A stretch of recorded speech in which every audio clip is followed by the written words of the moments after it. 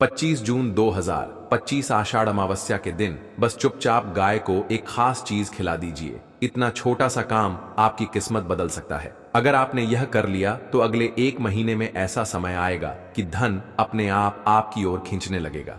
नमस्कार दोस्तों, आषाढ़ अमावस्या के इस पावन दिन अगर आप गाय को यह खास चीज खिला देते हैं तो जन्म जन्मांतर की गरीबी हमेशा के लिए आपके जीवन से दूर हो जाती है। अगर आप आषाढ़ अमावस्या के दिन यह उपाय कर लेते हैं तो भगवान शिव और माता पार्वती की विशेष कृपा निश्चित रूप से आप पर बरसेगी और आप धनवान बन जाएंगे। अगर आपको लाभ न हो तो आप त्रिवेणी ज्योत को जरूर बताइएगा। मैं पूरे विश्वास के साथ कह रहा हूं, बस जिस उपाय की जानकारी दी जा रही है उसे पूरे मन से कर लेना। चलिए अब जानते हैं कि वह उपाय क्या है। आषाढ़ अमावस्या के दिन चुपचाप गाय को एक खास चीज खिला दीजिए। यह इतना छोटा और सरल उपाय है कि अगर आपने इसे कर लिया तो आपकी गरीबी मिटने लगेगी, धन बढ़ने लगेगा और आपकी तरक्की के रास्ते खुलने लगेंगे। सभी संकट, पितृदोष, मृत्यु के भय और आर्थिक रुकावटें दूर हो जाएंगी। साल भर आपके धन के भंडार भरे रहेंगे। आपके घर में धन लगातार बढ़ता रहेगा। आपकी आमदनी में कभी कमी नहीं आएगी। दुख, दर्द, कष्ट, परेशानियां दूर हो जाएंगी और जीवन में सुख शांति कदम चूमेगी। यदि आपने यह छोटा सा उपाय सही तरीके से कर लिया तो गरीबी तुरंत आपके जीवन से बाहर हो जाएगी। कहा जाता है कि जो भी इस दिन गाय को यह खास चीज अर्पित करता है वह राजा के समान सुख प्राप्त करता है और 33 कोटि देवी देवताओं की कृपा उसके जीवन में स्थायी रूप से बनी रहती है।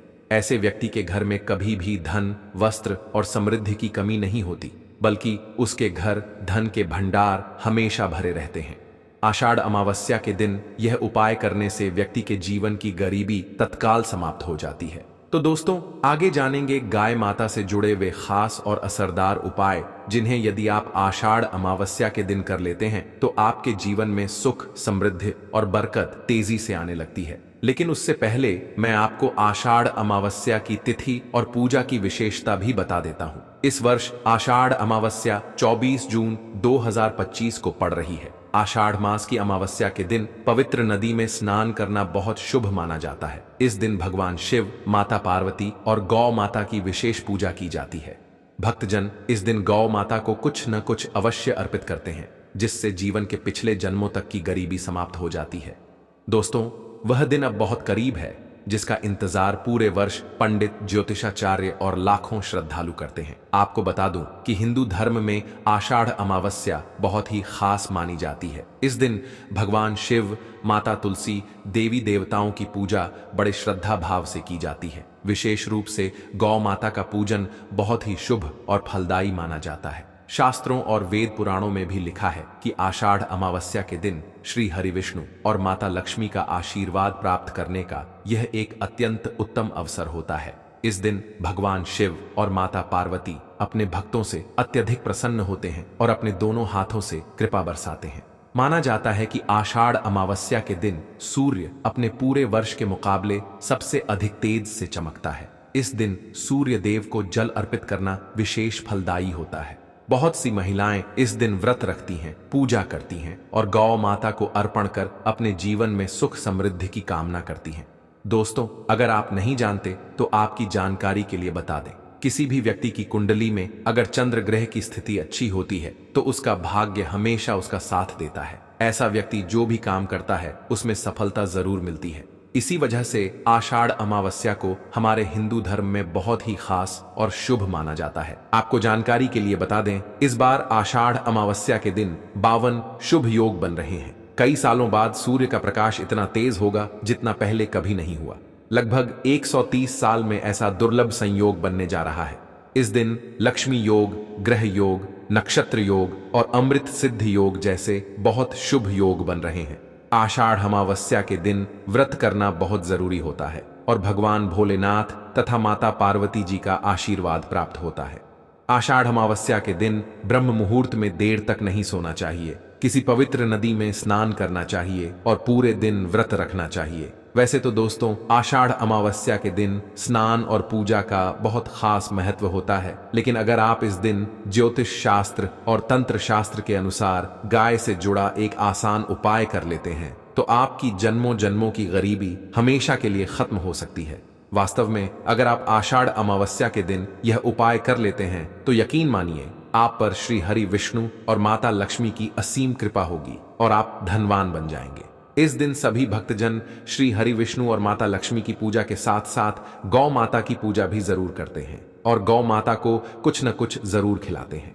अब आप सोच रहे होंगे कि आखिर गाय को ऐसा क्या खिलाना है और ऐसा कौन सा उपाय है जिससे भगवान विष्णु और माता लक्ष्मी की कृपा प्राप्त की जा सकती है। तो दोस्तों, आपने देखा होगा जब भी आपके घर में दिवाली की पूजा होती है, धनतेरस की पूजा होती है या आषाढ़ अमावस्या की पूजा होती है, तो आपके घर वाले गौ माता की पूजा जरूर करते हैं और जो भोग बनाया जाता है उसमें से गौ माता को जरूर खिलाते हैं। चाहे कुछ भी हो, कम से कम 2 पूरी तो जरूर खिलाते हैं। दोस्तों, आपको यह उपाय आषाढ़ अमावस्या वाले दिन ही करना है और सूर्य देव को जल अर्पित करना है और उनकी विधि विधान से पूजा करनी है। इस बार आषाढ़ अमावस्या बहुत ही खास है क्योंकि इस वीडियो में आपको त्रिवेणी ज्योत चैनल के माध्यम से गौ माता से जुड़े ऐसे खास उपाय बताए जा रहे हैं जिन्हें करने से आपके जीवन के सारे दुख, दर्द, परेशानी और काम में आ रही रुकावटें दूर हो जाएंगी।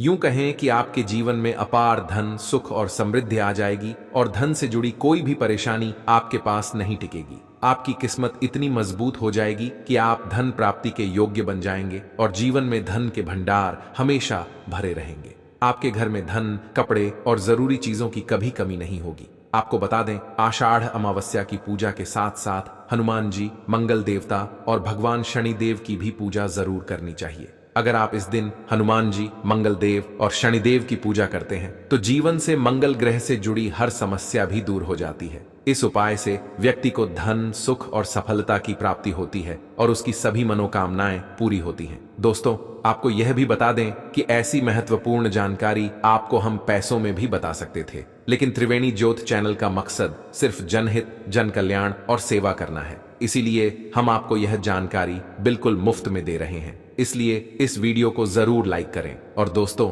मैं आपसे एक और छोटी सी विनती करना चाहता हूं कि आप अपनी राशि कमेंट बॉक्स में जरूर लिखें ताकि आपकी राशि के अनुसार हम आपको कुछ ऐसे खास उपाय बता सकें जिससे आपको और भी जल्दी लाभ हो सके, क्योंकि हम आपकी राशि से जुड़े उपाय भी आपको बताते हैं। तो आप कमेंट बॉक्स में अपनी राशि जरूर बताएं या अपना नाम लिखें ताकि हम आपको आपके लिए खास उपाय बता सकें। साथ में जय गौ माता जरूर लिखें। दोस्तों, आपसे एक वादा जरूर करना है। गाय का उपाय बताने से पहले आपको एक छोटा सा उपाय और बता देते हैं। इस उपाय को जरूर लाइक करें। क्या करना है? शाम के समय पीपल के पेड़ के नीचे सरसों के तेल का चौमुखी दीपक जलाना है। दीपक आटे का ही बनाना है। दीपक में सरसों का तेल डालें और लाल कलावे, लाल धागा की बत्ती लगाकर दीपक जलाएं। दीपक में 4 बत्तियां लगाएं ताकि चारों तरफ रोशनी हो।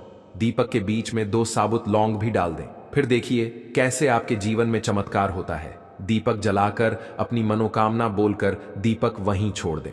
दोस्तों, अगर आपने अभी तक हमारे त्रिवेणी ज्योत चैनल को सब्सक्राइब नहीं किया है तो जरूर कर लें ताकि आपको और भी अच्छी जानकारी समय पर मिलती रहे। दोस्तों, जो गौ माता से जुड़ा उपाय बताया जा रहा है वह बहुत ही चमत्कारी है। इस उपाय को जरूर करें, यह आपको बहुत फायदा देगा। अब बात करते हैं गौ माता से जुड़े उन खास उपायों की जिन्हें करने से व्यक्ति के 7 जन्मों तक कभी धन की कमी नहीं होती, दुख, दर्द, संकट, परेशानियां दूर हो जाती हैं और जीवन में हर सुख मिलने लगता है। तो दोस्तों, आषाढ़ अमावस्या के दिन भगवान भोलेनाथ और माता पार्वती की विधि विधान से पूजा करनी है और साथ में गौ माता की भी पूजा जरूर करनी है।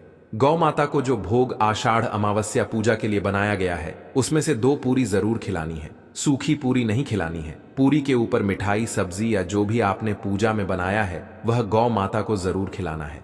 हर शुभ काम में गौ माता या उनसे जुड़ी चीज जैसे गोबर, गोमूत्र, दूध या गाय के दूध से बना घी जरूर शामिल करें। इससे पुण्य मिलता है। सनातन परंपरा में माना जाता है कि जिस घर में गाय होती है उस घर के वास्तु दोष अपने आप खत्म हो जाते हैं, क्योंकि पंचगव्य के बिना कोई भी पूजा हवन सफल नहीं होती। महीने में एक बार पूरे परिवार के साथ गौशाला जाने का नियम जरूर बनाएं और गायों को हरा चारा खिलाएं। इससे घर के वास्तु दोष शांत हो जाते हैं। दोस्तों, त्रिवेणी ज्योत चैनल कभी किसी को गलत जानकारी नहीं देता और हम जो उपाय बताते हैं वो शास्त्रों के अनुसार होते हैं। गर्मियों में गौ माता को पानी पिलाएं और सर्दियों में उन्हें गुड़ जरूर खिलाएं। खास बात यह है कि आषाढ़ अमावस्या के दिन गौ माता को गुड़ जरूर खिलाना चाहिए। गर्मियों में गाय को गोदना खिलाना चाहिए। गौ माता कई शुभ और अशुभ संकेत भी देती हैं। जैसे अगर दूध दुहते समय गाय अचानक लात मार दे और दूध बिखर जाए तो यह अशुभ माना जाता है। लेकिन अगर आप यात्रा पर जा रहे हों और सामने गाय अपने बछड़े को दूध पिलाते दिख जाए तो यह यात्रा सफल मानी जाती है।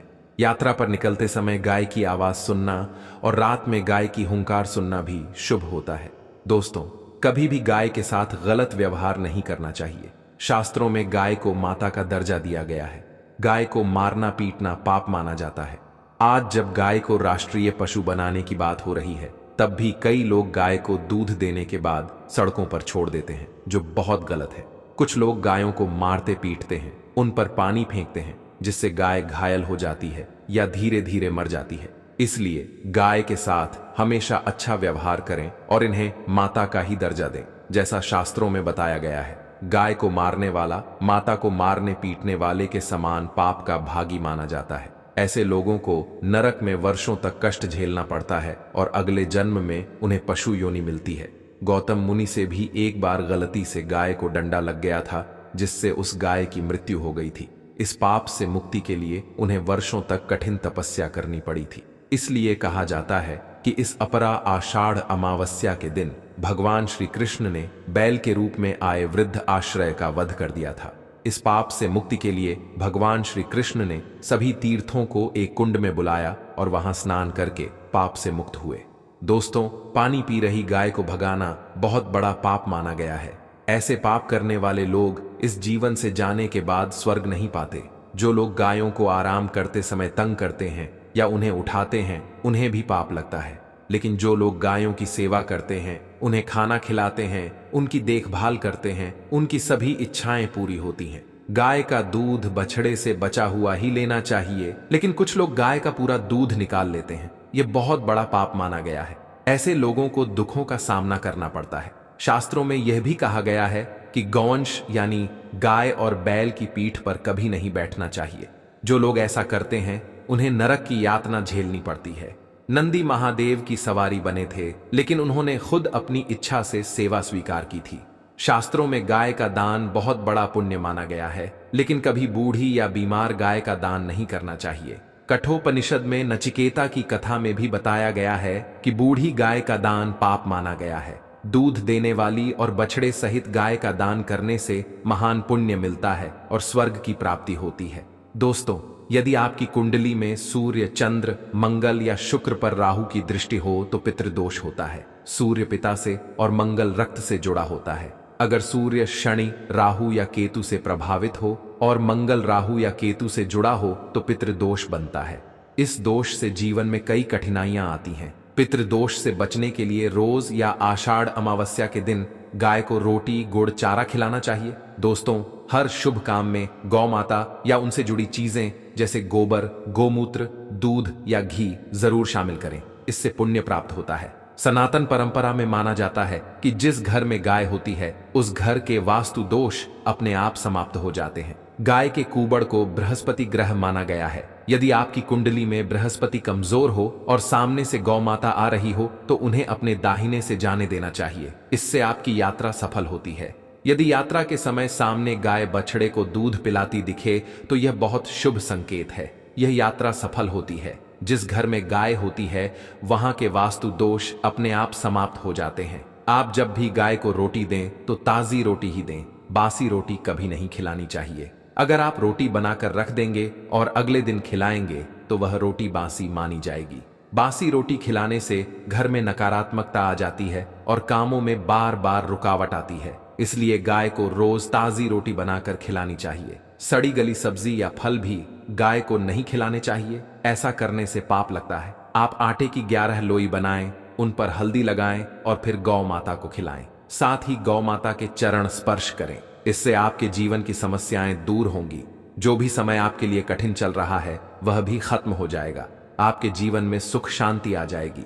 आप 7 बार गौ माता की परिक्रमा भी जरूर करें। जब भी रोटी दें, उस पर हल्दी या मिश्री या थोड़ा घी जरूर लगाएं। गाय को कभी सूखी रोटी न खिलाएं, खाली रोटी कभी न दें। जब भी आप यह सावधानी रखेंगे तो आपको शुभ फल मिलेंगे। जी हाँ दोस्तों, ये कुछ जरूरी बातें हैं जिन्हें आपको हमेशा ध्यान में रखना चाहिए। अगर आपको वीडियो पसंद आई हो तो वीडियो को लाइक करें और ज्यादा से ज्यादा अपने दोस्तों में शेयर करें।